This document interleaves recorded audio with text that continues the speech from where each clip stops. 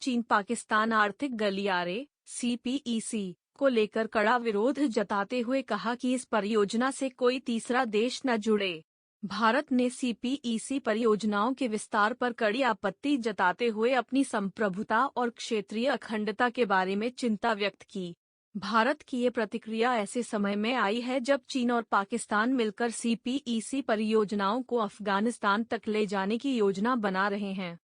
भारत ने बृहस्पतिवार को एक बार फिर स्पष्ट किया कि संपूर्ण जम्मू कश्मीर और लद्दाख उसका भारत अभिन्न हिस्सा है और पाकिस्तान के कब्जे वाले कश्मीर (POK) से होकर गुजरने वाली परियोजनाओं से कोई अन्य देश न जुड़े क्योंकि यह उसकी संप्रभुता एवं क्षेत्रीय अखंडता से जुड़ा विषय है।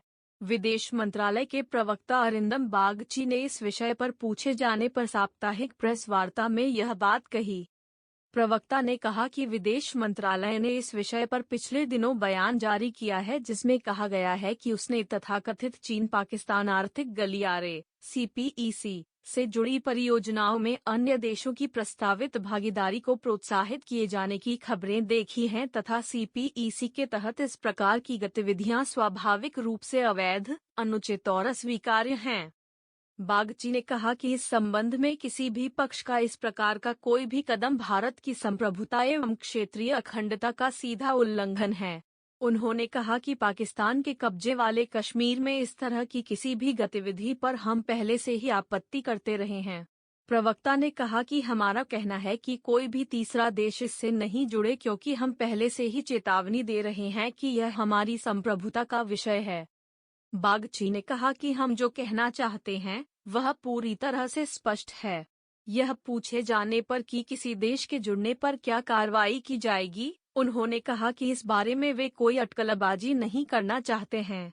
ज्ञात हो कि CPEC के अंतर्राष्ट्रीय सहयोग एवं समन्वय संबंधी संयुक्त कार्य समूह की डिजिटल माध्यम से तीसरी बैठक शुक्रवार को हुई थी।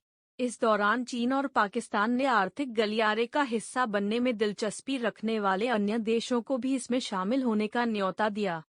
वर्ष 2013 में शुरू हुआ यह आर्थिक गलियारा पाकिस्तान के ग्वादर बंदरगाह को चीन के शिनजियांग क्षेत्र में स्थित काशगर से जोड़ने वाला है।